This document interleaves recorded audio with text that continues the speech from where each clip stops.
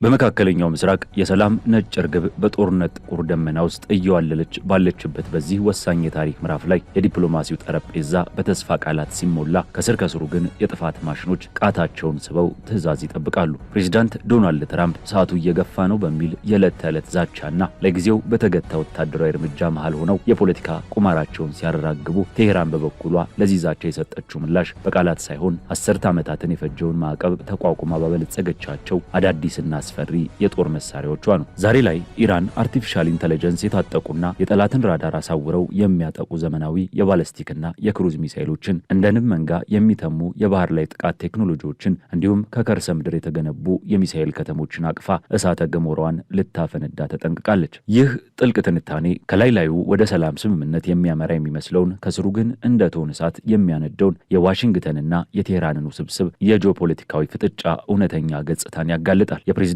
ትራምፕን የመራጮች አጣብቂኝ ከኢራን መሪዎች የውስጥ ኢኮኖሚና ፖለቲካዊ ቀውስ ጋር እያነጻጸረ ከሆርሙዝ ሰርጥ እስከ ሊባኖስ የተንሰራፋውን የቀጠናውን እሳት ይፈትሻል። ከሁሉም በላይ ደግሞ ኢራን የገነባቸው ይህ አዲስ የቴክኖሎጂና የሚሳኤል ጡንቻ የኃይል ሚዛኑን እንዴት እንደቀየረው ይመረምራል። አሁን ያለው የድርድር ጸጥታ መጪውን አውዳሚ ማዕበል ለማስቀረት ይበቃዋል ወይንስ በእነዚህ ዘመናዊ ሚሳኤሎች ለሚታጀበው የከፋ ጦርነት የጊዜ መግዣ ስትራቴጂ ነው ለሚለው የዘመናችን አብይ እንቆቅልሽ ጥልቅ ማብራሪያን ይዞ ቀርቧል።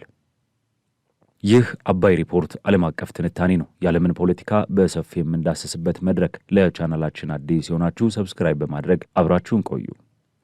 የመካከለኛው ምስራቅ የፖለቲካ ትኩሳት ጣሪያ በነካበትና ቀጠናው በጦርነትና በሰላም ድርድር መካከል በሚዋለልበት በዚህ ወሳኝ የታሪክ ምዕራፍ የኢራንና የአሜሪካ ፍጥጫ ወደ አዲስ ምዕራፍ ተሸጋግሯል። የዲፕሎማሲው መድረክ በተስፋና በስጋት በተሞሉ ቃላት እየታመሰ ሲሆን፣ በሌላ በኩል ደግሞ የጦር መሳሪያዎች ጉራማይሌ ድምፅ ከጀርባ እያስተጋባ ይገኛል። በመካከለኛው ምስራቅ ያለውን አውዳሚ ጦርነት በዘላቂነት ለማስቆም በማሰብ ቴሄራን አዲስ የድርድር ሀሳብ ይዛ ብቅ ማለቷን የቀጠናው ባለስልጣናት ይፋ አድርገዋል። ይህንንም ተከትሎ የአሜሪካው ፕሬዝዳንት ዶናልድ ትራምፕ ድርድሩ እንዲቀጥል እድል ለመስጠት ሲሉ በኢራን ላይ ሊሰነዝሩት የነበረውን አዲስ ወታደራዊ ጥቃት ማዘግየታቸውን አስታውቀዋል። ይሁንና ፕሬዝዳንት ትራምፕ በማህበራዊ ትስስር ገጾች በመጠቀም በቴሄራን ላይ ተደጋጋሚ ዛቻዎችን ከማሰማት አልተቆጠቡም። የሰላም ስምምነቱ እጅግ ተቃርቧል የሚል ተስፋ አዘል መልእክት ቢያስተላልፉም ጦርነቱን ለማስቆም በተጀመረውና በአሁኑ ወቅት በተጓተተው ድርድር ላይ የሚታይ ተጨባጭና ፈጣን የውጤት ብርሃን እስካሁን አልታየም። ለስድስት ተከታታይ ሳምንታት የዘለቀውን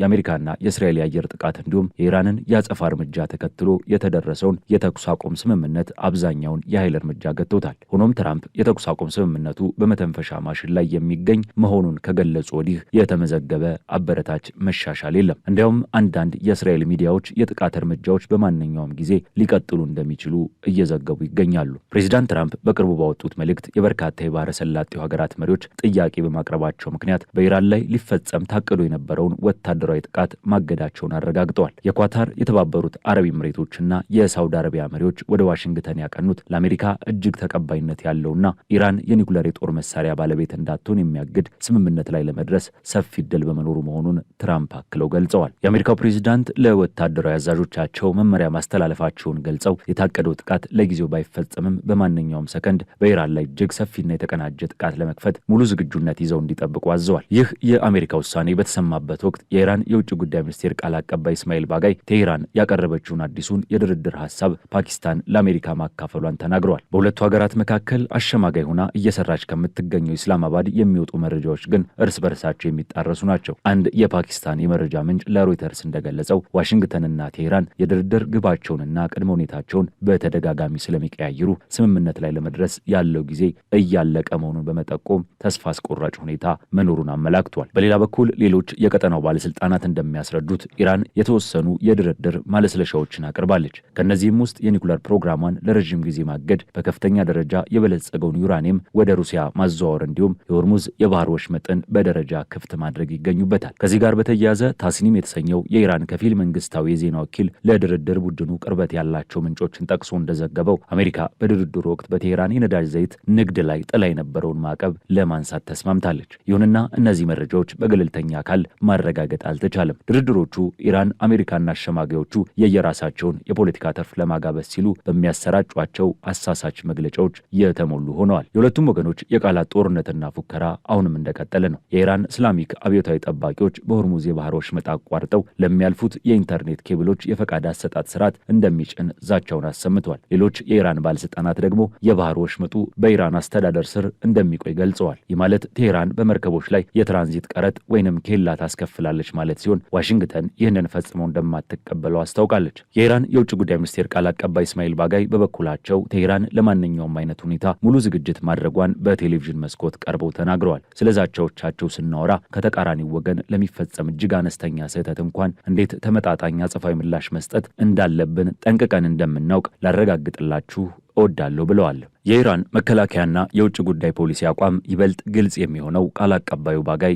በሰጡት ሰፊ ማብራሪያ ላይ ነው። ባጋይ እንዳሉት ኢራን ለማንኛውም የቀጠናው ሀገር የጥላቻ ስሜት የላትም። ከተባበሩት አረብ ኤሚሬቶች ጨምሮ ከሁሉም ጎረቤት ሀገራት ጋር የዘላለም አብሮነት መርህን ትከተላለች። ሆኖም እነዚህ ሀገራት ከቀጠናው ውጭ ባሉ የባዕዳን ኃይሎች አማካኝነት በሚጠነሰሱ ሴራዎች እንዳይወድቁና በቀጠናው ሀገራት መካከል መከፋፈል እንዳይፈጠር በጥብቅ አስጠንቅቀዋል። ባለፉት ወራት የታየው ክስተት ለእነዚህ ሀገራት ትምህርት ሊሆን እንደሚገባ እንዲሁም የአሜሪካና የጽዮናውያን ወታደራዊ መገኘት ለቀጠናው ምንም አይነት ደህንነት እንደማያመጣ አበክረው ገልጸዋል። በሆርሙዝ የባህር ወሽመጥና በፋርስ ባህረ ሰላጤ ለተፈጠረው የደህንነት መደፍረስ ዋና ተጠያቂዎቹ አሜሪካና እስራኤል መሆናቸውን በመክሰስ የተባበሩት መንግስታት የጸጥታው ምክር ቤት ይህንን ሀቅ እያወቀ ኢራንን ብቻ መክሰሱ ተቀባይነት የሌለው መሆኑን ሞግተዋል። እንደ ባጋይ ማብራሪያ የሆርሙዝ የባህር ወሽመጥን ከሚያዋስኑት ሁለቱ ሀገራት ማለትም ከኢራንና ከኦማን ውጭ ያሉ ኃይሎች በባህር ወሽመጡ ደህንነቱ የተጠበቀ የጉዞ መስመር እንዲኖር ዓለም አቀፍ እውቅና ያለው አሰራር ሊዘረጉ አይችሉም። ለዚህም ደህንነት ጥበቃም ኢራን ዓለም አቀፍ ተቀባይነት ያለው ክፍያ ወይንም ቀረጥ የመሰብሰብ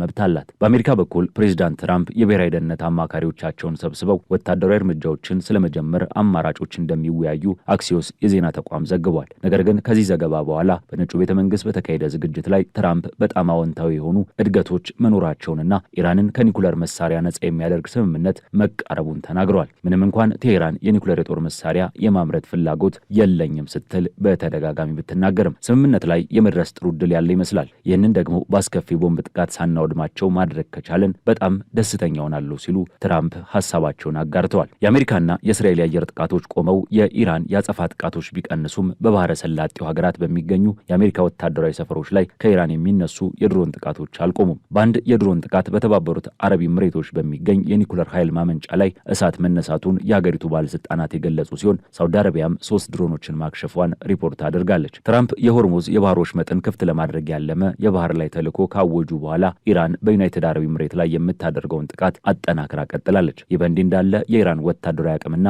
የጦር መሳሪያ ክምችት ለቀጠናው ሀያላን ትልቅ የራስ ምታት ሆኖ ቀጥሏል። አሜሪካ ሰዓቱ እየገፋ ነው በማለት ዛቻ ብታሰማም ኢራን ለዚህ ዛቻ የሰጠችው ምላሽ የተገነባውን አሳሳቢ የሚሳይል አቅሟን በማሳየት ነው። 10 ዓመታት የፈጀው የኢኮኖሚ ማዕቀብ ወደ ግዙፍ የሚሳይል አብዮት የቀየረችው ኢራን በኢራን ኢራቅ ጦርነት ወቅት ከተማረችው ትምህርት በመነሳት የባህር ላይ ጥቃት ስርዓቷን በራሱ አቅም ገንብታለች። ዛሬ ላይ ኢራን ዘርፈ ብዙ የሆኑ የክሩዝ ሚሳይሎች፣ የባለስቲክ ስርዓቶችና የነፍሳት መንጋ መሰል የባህር ላይ ጥቃት አቅም ባለቤት ሆናለች። የኢራን የባህር ላይ መከላከያ ስርዓቶች በ3 እርከኖች የተዋቀረ ነው። በአጭር ርቀት ጥቃት ረገድ ናስር የተሰኘው 35 ኪሎ ሜትር የሚወነጨፈውና በፈጣን ጀልባዎችና ሄሊኮፕተሮች ላይ የሚጣመደው ሚሳይል ዋነኛው ነው። ይህ 350 ኪሎ ግራም የሚመዘን ሚሳይል ለፈጣን ምላሽ የተዘጋጀ ሲሆን በተመሳሳይ ጊዜ በርካታ ሚሳይሎችን በማስወንጨፍ የጠላትን መከላከያ ለማስደንገጥ የተመቻቸ ነው። በመካከለኛ ርቀት ደግሞ ኑርና ቃድር የተባሉ የባህር ዳርቻ ጠባቂ ሚሳይሎች ይገኛሉ። ኑር 120 ኪሎ ሜትር ርቀት ያለውና ከራዳር እይታ ውጭ በ5 ሜትር ዝቅታ የሚበር ሲሆን ቃድር ደግሞ ከ200 እስከ 300 ኪሎ ሜትር ርቀት መምታት የሚችልና የጂፒኤስ መሪ ስርዓት የተገጠመለት ነው። ከነዚህ ተጨማሪ 300 ኪሎ ሜትር የሚምዘገዘገው ቃዲርና ማክ 0.8 ፍጥነት ያለው ናዚር የተሰኙት የመካከለኛ ርቀት ሚሳይሎች የኢራን ባህር ኃይል የጀርባ አጥንቶች ናቸው። ክብደታቸው ቀላል የሆኑት ግን እጅግ አደገኛ የሆኑት ዛፋርና ቻይና ሰራሽ ቴክኖሎጂን መሰረት ያደረገው የኤሌክትሮኒክስ መቆራረጥን የሚቋቋመው ከውሳር ሚሳይሎች የጥቃት አድማሱን ያሰፋሉ። የኢራን የረዥም ርቀት ሚሳይሎች ቴክኖሎጂ ትልቁ ምርታ የሚታየው በቃድር 380 እና በአቡ ማህዲ ሚሳይሎች ነው። ቃድር 380 ከ1000 ኪሎ ሜትር በላይ መምታት የሚችል በጭነት መኪና ላይ ተጠምዶ በፍጥነት የሚተኮስና የፋርስ ባህረ ሰላጤን አልፎ ጥቃት ማድረስ የሚችል ነው። አቡ ማህዲ ደግሞ አርቲፊሻል ኢንተለጀንስን በመጠቀም የበረራ መስመሩን እየቀያየረ የጠላትን መከላከያ የሚያታልል 1000 ኪሎ ሜትር ርቀት በመጓዝ የአረብ ባህርና የህንድ ውቅያኖስን ሰሜናዊ ክፍል የሚያዳርስ እጅግ አስፈሪ መሳሪያ ነው። ከክሩዝ ሚሳይሎች ባሻገር ኢራን በመርከብ ላይ ኢላማ ያደረጉ የባለስቲክ ሚሳይሎችን በማበልጸግ በዓለም ላይ ካሉ ጥቂት ሀገራት ተርታ ተሰልፋለች።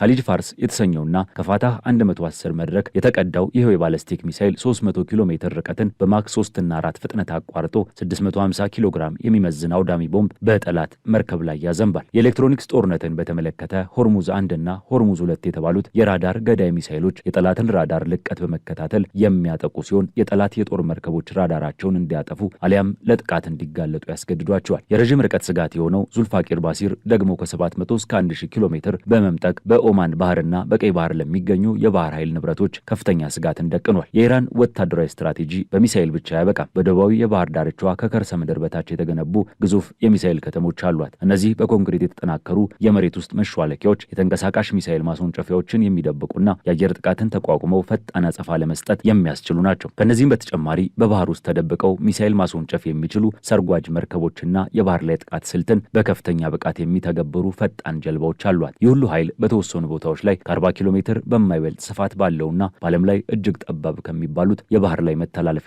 አንዱ በሆነው የሆርሙዝ ሰርጥ ላይ ያነጣጠረ መሆኑ የፍጥጫውን አደገኛነት በእጥፍ ያሳድገዋል። የፖለቲካ ተንታኞች እንደሚያምኑት አሁን ያለው ግጭት መቋጫ ወደሌለው ማለቂያ አልባ አዙሪት ውስጥ ገብቷል። ሁለቱም ወገኖች ጦርነቱን ለማስቆም ከፍተኛ ጫና ቢኖርባቸውም ለስምምነት የሚያበቃ ህመም ያለው የድርድር ማለሳለሻ ለማቅረብ የሚያስችል በቂ ማበረታቻን አላገኙም። ፕሬዚዳንት ትራምፕ በህዳር ወር ለሚያካሂዱትና ለሪፐብሊካን ፓርቲያቸው ጣፋንታ ወሳኝ ለሆነው የአጋማሽ ዘመን ምርጫ አጣብቂኝ ውስጥ ገብተዋል። በቤጂንግ ከቻይናው ፕሬዚዳንት ዢጂፒንግ ጋር ያደረጉት ውይይት ግጭቱን ለመፍታት የሚያስችል ተጨባጭ የቻይናን ድጋፍ አላስገኘም። የዋይት ሀውስ ባለስልጣናት በኢራን ላይ የሚደረገው የውጭ ፖሊሲ የቁማር ጨዋታ በአሜሪካ የነዳጅ ዋጋ ላይ እያስከተለ ያለውን ተጽዕኖ መራጮች ከውጭ ግጭት ይልቅ ለኑሮ ውድነት ትኩረት በሚሰጡበት በዚህ ወቅት ሪፐብሊካኖች ኮንግረሱን የመቆጣጠር እድላቸውን ያጨልመዋል ብለው አጥብቀው ይሰጋሉ።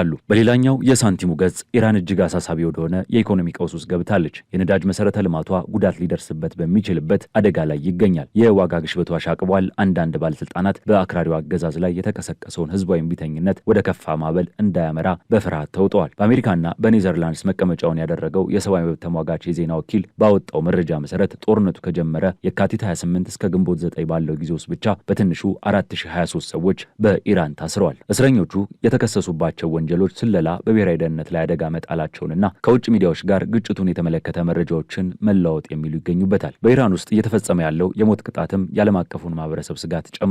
የሰብአዊ መብት ተሟጋች ቡድኖች እንደገለጹት ጦርነቱ ከጀመረ ወዲህ 26 የፖለቲካ እስረኞች ተብለው የሚታሰቡ ወንዶች ተገድለዋል። ከእነዚህም ውስጥ 14ቱ ከጥር ወር የተቃውሞ ሰልፍ ጋር፣ አንዱ ከ2022 ህዝባዊ እንቅስቃሴ ጋር፣ 11ዱ ደግሞ ታግደዋል ከተባሉ ተቃዋሚ ቡድኖች ጋር ግንኙነት አላችሁ በሚል የተከሰሱ ናቸው። የኢራን ይፋዊ ሚዲያዎች እንደዘገቡት ጦርነቱ ከተቀሰቀሰ ጊዜ አንስቶ 6 ሰዎች ለእስራኤል ሰልለዋል በሚል ክስ በስቅላት ተቀጥተዋል። ሄርና ባሰባሰበው መረጃ መሰረት አሜሪካና እስራኤል በኢራን ላይ በፈጸሙት ጥቃት 1701 ንጹሐን ዜጎችን ጨምሮ ቢያንስ 3636 ሰዎች ህይወታቸውን አጥተዋል። ይህ በእንዲህ እንዳለ የጦርነቱ እሳት ወደ ሌሎች የቀጠና ክፍሎችም ተዛምቷል። ትራምፕ በሚያዝያ 16 ለመጀመሪያ ጊዜ ያሳወቁትና በአሜሪካ የሚደገፈው የተኩስ አቁም ስምምነት ቢራዘምም እስራኤል በደቡባዊ ሊባኖስ አዳዲስ የአየር ጥቃቶችን ማካሄዷን የሊባኖስ የጸጥታ ምንጮችና የሀገሪቱ የዜና ወኪል ዘግበዋል። በምላሹም ሄዝቦላህ በእስራኤል ጦር ላይ አዲስ ጥቃት መክፈቱን በማሳወቅ በሊባኖስ ያለውን ጦርነት አላስቆመውም።